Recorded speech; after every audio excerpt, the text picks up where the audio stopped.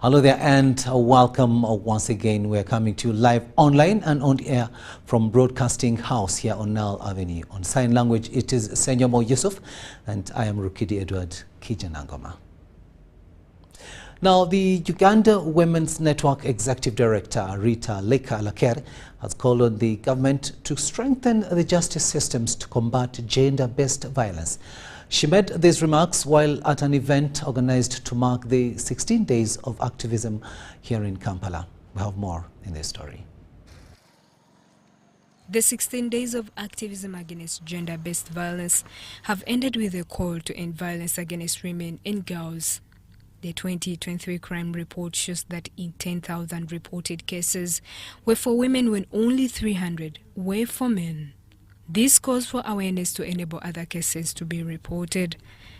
A study by World Health Organization also shows that in every 3 women globally, about 30% have experienced physical or sexual violence. Also, 27% of women aged 15 to 49 who have been in relationships have faced gender-based violence, including physical, emotional, and sexual abuse. They're dropping out of school. That means their opportunities in life have been, curtailed. During the closes of the advocacy in Kampala, Uganda Women's Network Executive Director Rita Leka called upon government to strengthen the justice system to address gender-based violence. As much as we see violence against women increasing, on the other side, it is also because there has been that awareness that more people are becoming aware and they are reporting these cases. So there's a flip side of it. It is either increasing so much, or it is also because people are aware and now are seeking the formal processes where they can go to police, where they can go to the LC. Initially, people were not doing that. And the fact that now we are capturing, it also seems as if we are, the vice is increasing, which is also true that it's increasing. The fight against gender-based violence must be a shared responsibility between men and women. If we really want to talk about development as a country, if we want to achieve our targets in the National Development Plan 4, if we want to achieve the SDGs and be part of the global community, and if we want to achieve Agenda 2030, Agenda 2060, violence against women must be at the center of development.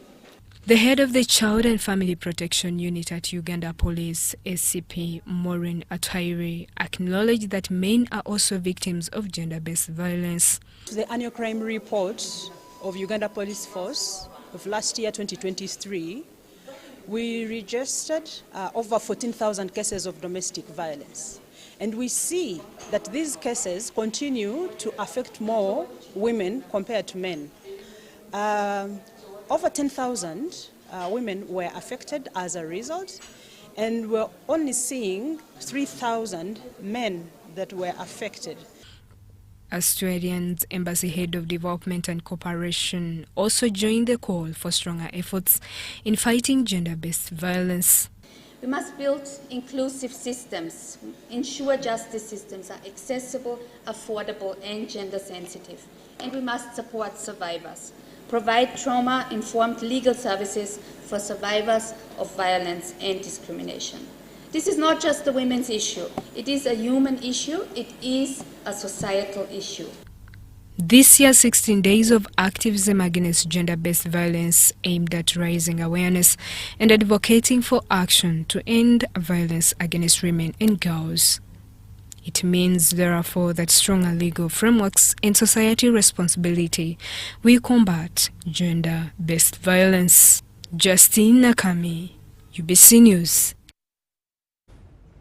Now, a section of opposition party leaders has condemned the ongoing trial of Dr. Kizza Besigye and Obed Lutale at the General Court Martial.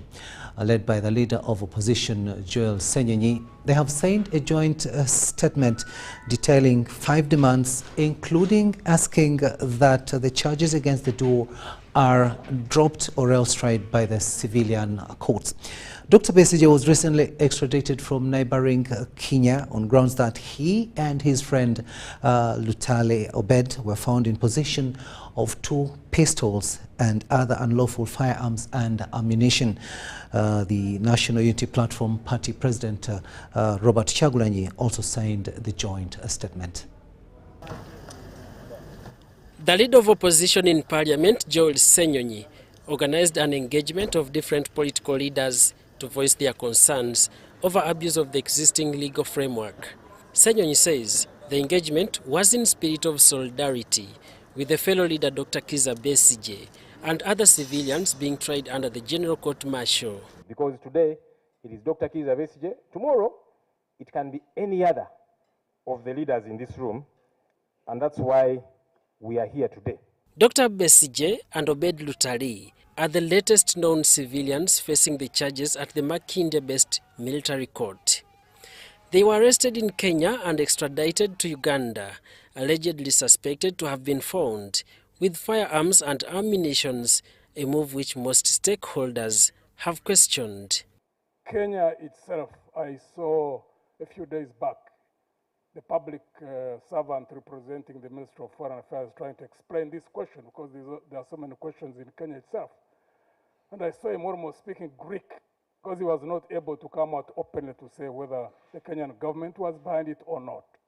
Unless Uganda wants to annex Kenya, but Kenya is a sovereign state.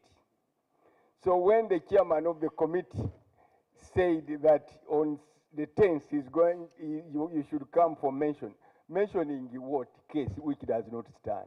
These, including veteran politician John Ken Luchamuzi, Alliance for National Transition President Mugisha Muntu, NUP Party President Robert Chagulanyi, and acting leader of the FDC Katonga faction, Erias Lukwago, among others, signed a joint statement with 5 demands condemning the trial of Besigye and Lutale by the military court, tasking the Chief Justice Owinyi Dolo and the Supreme Court to get interest in the matter.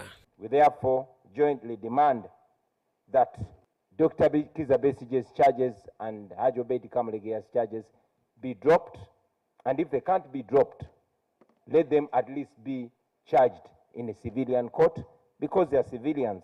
This matter was of recent brought to the attention of the Speaker of Parliament, Anita Among, who said discussing the matter was sub judice of court. Government will make a statement. You should come with a statement without going into the merits of the case. Because the matter before court will be a subject of evidence, a subject of prosecution, and the outcome definitely will be known. Meanwhile, Dr. Besigye and Lutale will return to court on Tuesday, 10th December 2024, amid a resistance, although the lead lawyer from Kenya, Martha Karua, has failed to secure a special practicing certificate, which actually go against the laws of Uganda and the East African Treaty, and we shall definitely be taking further action. Karua's application for a temporary practicing certificate has been declined by the Uganda Law Council on several grounds, including having no jurisdiction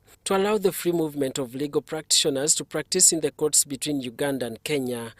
Martha Karua is a potential witness in the ongoing case, being that she was the host of the accused in Kenya. Martha Karua has also addressed the media, objecting the response by the Uganda Law Council. Tomorrow I'll be accompanying them to court. I don't have to be a lawyer in the case now that I've been denied a license. I will go as an observer, and I'll go robed because it's not an offense to wear my robes. Martha Karua and Erias Lukwago told the media that more lawyers from outside Uganda have arrived in the country and applied for temporary practicing certificate to secure justice for Dr. Kiiza Besigye. Daniel Mugoya, UBC News. Youth and Children Affairs Minister Balamba Rugahara has pledged to push for more funding toward rehabilitation and facilitation of different children and youth skilling centers across the country. Balam made the commitment while visiting Kobulin Youth Training Skills Center in Napak District, Karamoja Sub-Region. The Youth and Children Affairs Minister Balamba Rugahara Atenyi has made a courtesy call to Kobulin Youth Skills Training Center in Napak District, Karamoja Sub-Region. Kobulin, operating under the hospice of the Ministry of Gender, Labour and Social Development, is a collection and correctional center for street children, mainly from Kampala and other urban centers. Right here at Kobulin Youth Skills Training Center, we have two components of interventions that we are taking. We have the skills training components of the youth from the eastern part of Uganda, non-formal skills that we impart to this youth who are marginalized, and they are selected from the different districts. And then the other component, which also the ministry has given mandate to this institution, is the rehabilitation of the children, particularly the street children from the urban street of Kampala. To the early child girl mothers, the center is also available to rekindle their lost hope and future. I'm also for school going. I appreciate this organization for supporting you. For supporting me. The cardinal aim of this institute was to rehabilitate children of the streets of Kampala, to bring them back to their hometown in Napak, so that they are retrained, so that they are rebuilt, so that they are reformed, and so that they make them good children. I'm happy that you have a number of these ones who are already here. Their situation is not that the best, but we shall improve it as government, as their minister. I will work hard to see that they get a better change once they are here, the home they call their home. The minister's visit is, however, poised with hurdles as the center swims in many challenges which are likely to hamper its core duty. The institution doesn't have a vehicle for resettlement, for tracing, then also the fencing. The facility needs to be fenced. These are children who are already exposed, to lots of challenges, and once they come here, they need to be protected and taken care of. So we need the fence. And then the other challenge that we have also, we need the workshops. You have challenges like you noted. You don't have a store, you don't have staff houses, you don't have all these things. We are now working on a document to Cabinet. His Excellency directed that I present to Cabinet a document detailing all the challenges under my ministry, or under the Ministry of Children and Youth Affairs. So very soon we shall have that tabled to Cabinet. It will be one of the very first paper at the beginning of the year, so that by the next financial year we have a proper program on how we can make Kobulin Training Institute in Karamoja one of the most admired and one of the best institutes. Located in Lorengora Town Council in Napak District, Kobulin Youth Skills Training Center was established in 2015.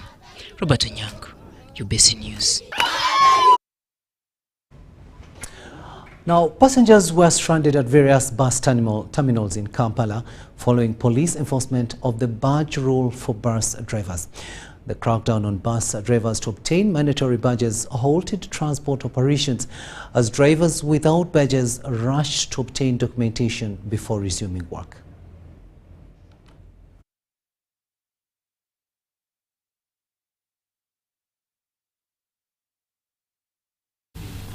Last week, the Ministry of Works and Transport issued a stern warning to all bus drivers to comply with a regulation requiring them to possess a driver's badge issued by the Ministry of Transport. Starting December 4th, traffic officers at checkpoints nationwide inspected bus drivers for compliance. Non-compliant drivers are not allowed to carry passengers. The bus owners and drivers insist that the abrupt enforcement has caused extensive delays. If you stop drivers from driving buses in this festive season, it means the whole year is dead. It's a dead year for our employers and we as the bus drivers. So for us, we think we are just requesting the Ministry of Works and Transport or the authorities at least to allow us, at least we drive up to maybe March, then we see how we can get those badges gradually, even if we are opposing that badge, because the features which are on that badge are the same features which are on the driving license. Because this badge was... We're never consulted, even the drivers were never consulted. So we are going to, through our members of parliament, we are going to appeal so that these registers are revisited. Because it's unfair. For sure, somebody is driving and says 65 is to stop driving, and somebody, one in the trailer is driving, and my car is driving on the same road. So that's unfair. Somebody is driving his own car, is beyond 70, is driving, and even the permit has no age limit. First of all, if they want to enforce it, the permit should have age limit if they want like that. But if not, we need to appeal on this one. Constitutionally, driving permit is the one which is known. A badge I don't know. Because even if you go to court, a judge will not ask you a badge, will ask you a driving permit. So me, I don't know. A senior public relations officer at the Ministry of Works and Transport, Susan Kataiki, said the operation highlights government's resolution to tighten road safety ahead of the festive season. What we should realize is that what is being done for the good of the drivers, the good of the bus owners, and the good of the people of Uganda. We know that some of these drivers do not qualify to drive these buses. So that's why government is insisting that for anybody to drive these buses, they should have a badge. By the time you're given a badge, it proves that you're competent enough to drive that bus. Every year, Ugandans travel to their villages to celebrate Christmas.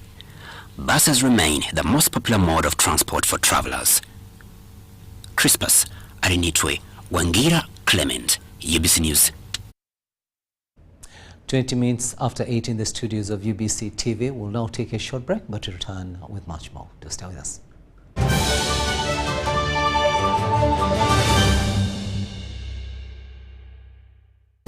Winning requires the stamina of a lion.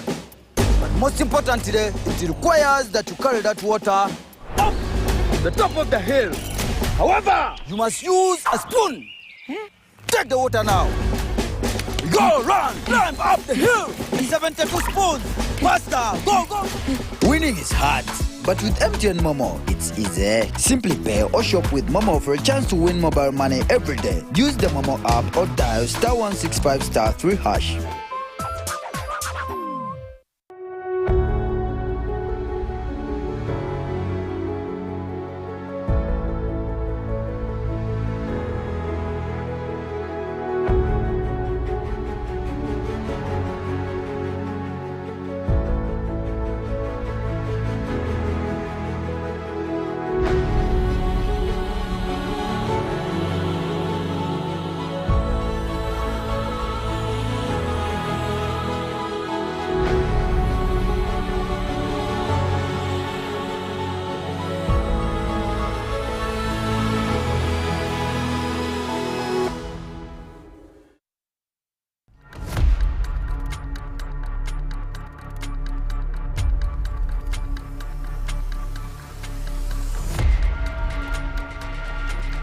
Uncle Mo, asibi koja tukwasa. Vayo na wasajja batusonyiye. Chikakasi. Vayo.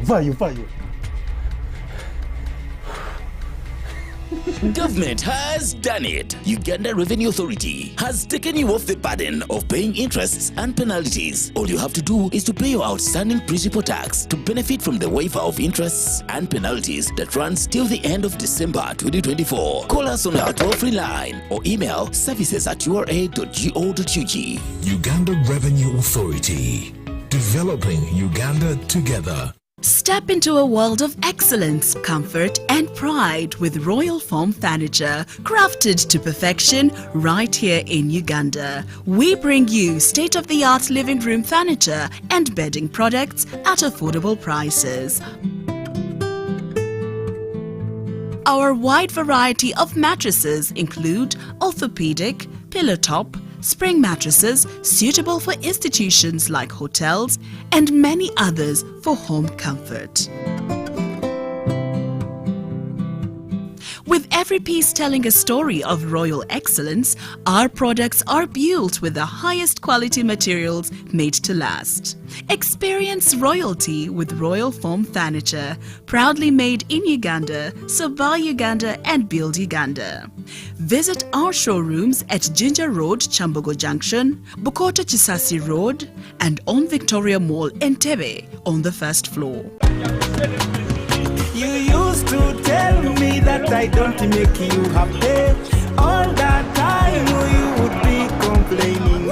I'll call you every day, yeah yo, baby dondolo. You can now get all the Chibuzi out with MTN voice bundles. Call all networks, Kubei Dondoro. Buy a 25-minute voice bundle for only 1,000, or buy any daily voice bundle of your choice. Dial *100*21# and select daily, or use the My MTN app. When we talk together, we are unstoppable.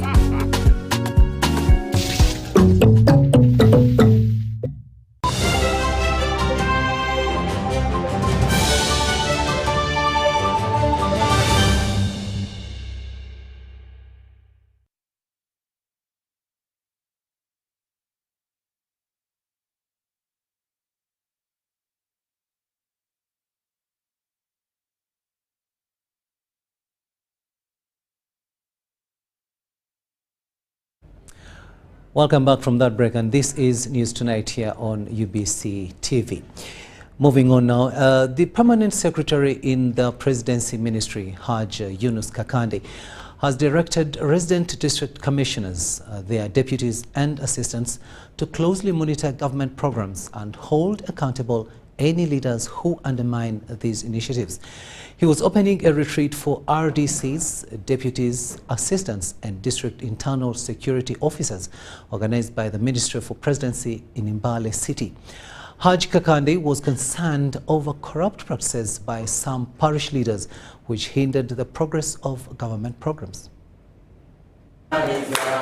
Speaking during the retreat organized for RDCs and RCCs in Mbale City, Haj Yunus Kakande urged government representatives to closely monitor government programs like PDM and MUGA. Instead of someone getting 1 million, he ends up or she ends up getting 800, others even 600. So that's why we keep bringing them here to make sure that the RDCs, the DISOs and the GISOs, they work hard to make sure that this project down on the village levels does not fail.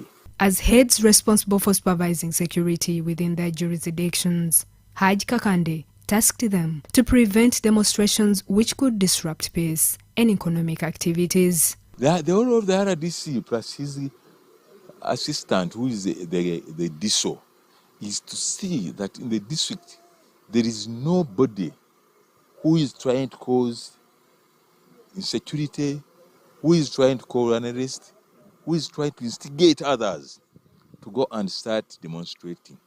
Demonstrations are bad. They are started for issues which are simple, but to contain them is a very difficult thing.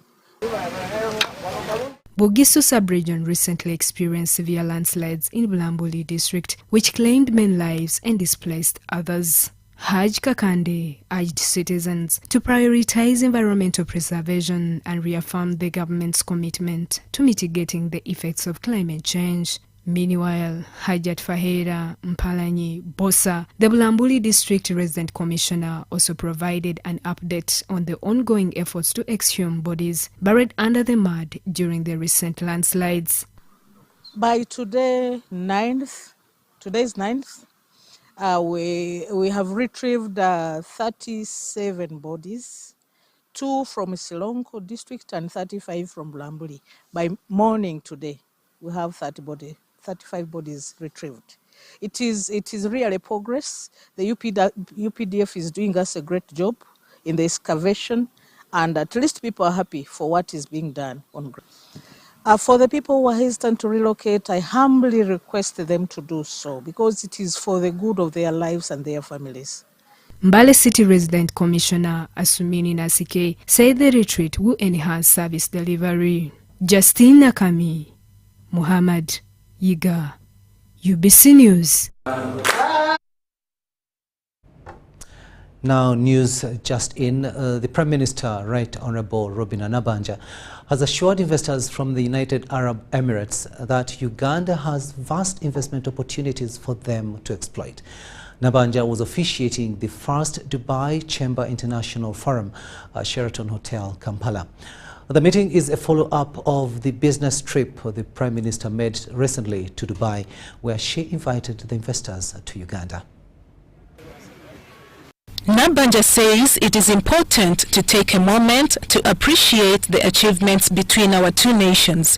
In 2023, trade between UAE and Uganda surged to over $3.8 billion, an incredible milestone that was largely driven by both nations. The Premier says that the foreign direct investment from UAE to Uganda is worth $3 billion in energy, infrastructure, healthcare, agribusiness, oil and gas, manufacturing, construction, real estate, and tourism, and assured the investors the potential investment opportunities. I want to inform you that Uganda's economy is expected to grow from about 50 billion US dollars in 2023 to US dollars 500 billion by the year 2040.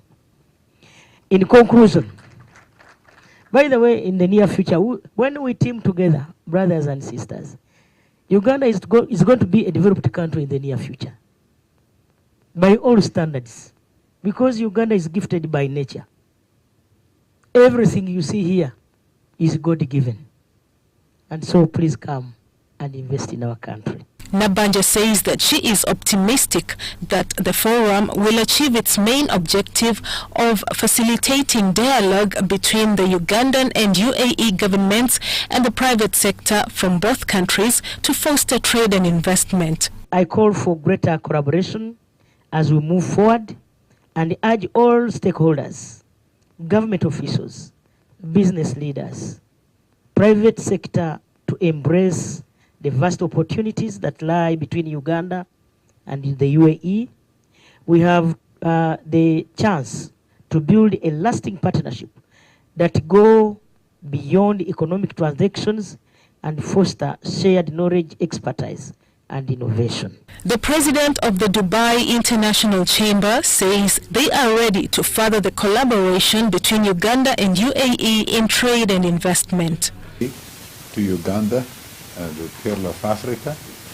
Uganda is an important trading partner for Dubai. Last year we witnessed a very good value in terms of non-oil bilateral trade reaching 1.2 billion US dollar. Majority of the exports from Uganda to Dubai is led by gold and coffee and other agri-food.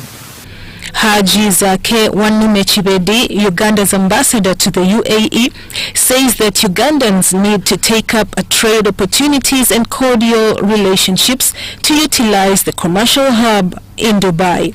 UAE, as you are well aware, it has positioned itself as a commercial hub, a global commercial hub. And as a result, we are stepping up efforts to ensure that Uganda benefit most out of these channels for trade, for investment and tourism that have been created as a result of positioning themselves as a commercial hub. I'll give you an example. Through our program of promoting economic and commercial diplomacy, UAE now has officially become #1 market destination for Ugandan products in the whole world. Not Middle East alone, but in the whole world. At the meeting, Dubai Chamber of Commerce signed an MOU with their counterpart Uganda Chamber of Commerce to foster trade and investment.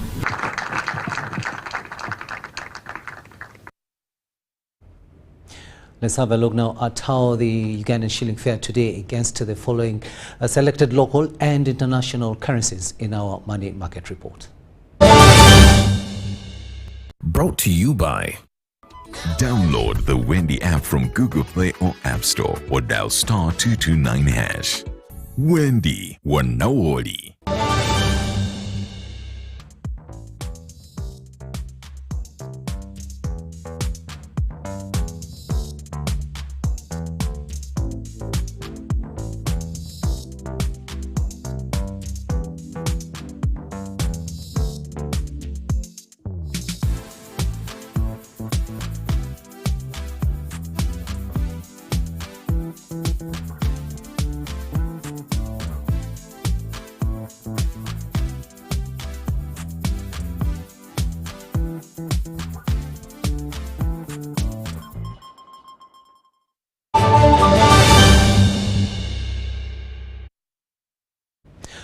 Sports news now, and the Africa Netball Cup has started with Uganda narrowly losing to Zimbabwe in a game played at the MTC Dome in Swakopmund municipality. Take a watch.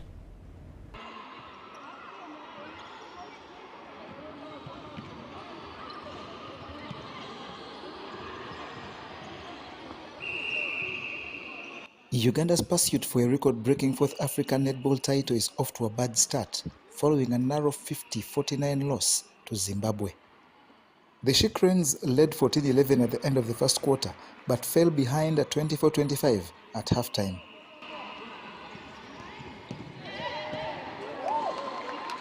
By the end of the third quarter, Uganda led by 7, 39-32, but a late Zimbabwe surge condemned Uganda to a narrow 49-50 loss. It was a hard game. Zimbabwe is not a simple team. It was a hard game.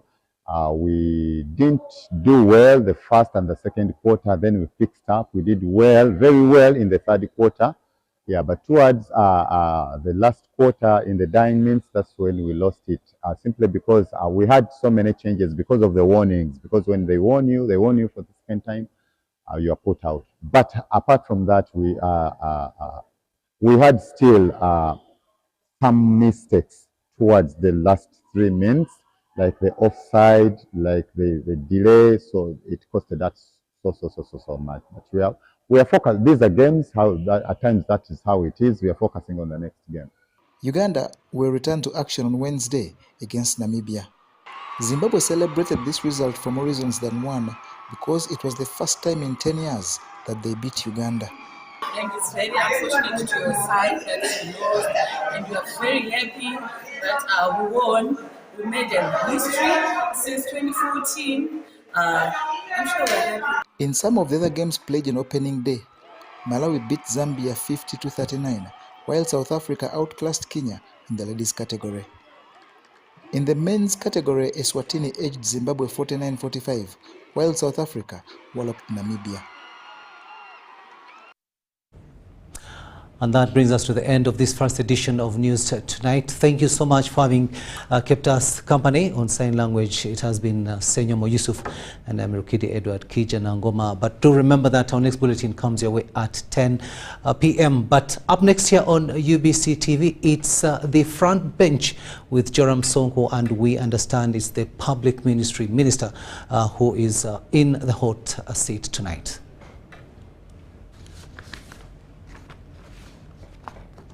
Good evening, and I welcome you all to this fresh new month of December. Hope you're doing well. Welcome back from News Tonight.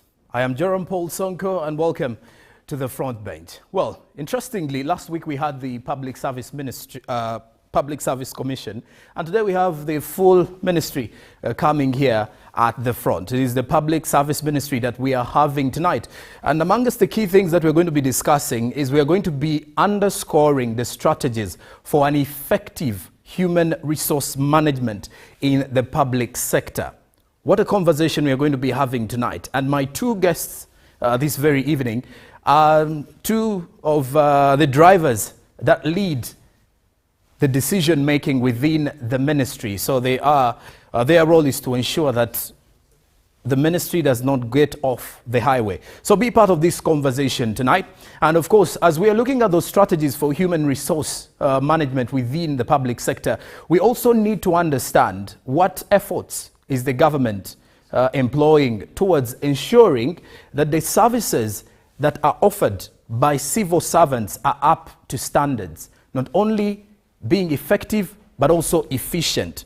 All of that is going to be a conversation we are going to be having here on the show. And in the same capacity, tell you what, my dear viewer this evening, we also need to understand, moving forward in the next 10, 15, 20 years, till maybe 2040, when we ideally get into Vision 2040, how is the government planning to ensure that the kind of human resource within the public service is up to the standards that you, a Ugandan, highly expect? So those are conversations that I would obviously invite you, our dear viewer, to be part of using the hashtag UBC Frontbench.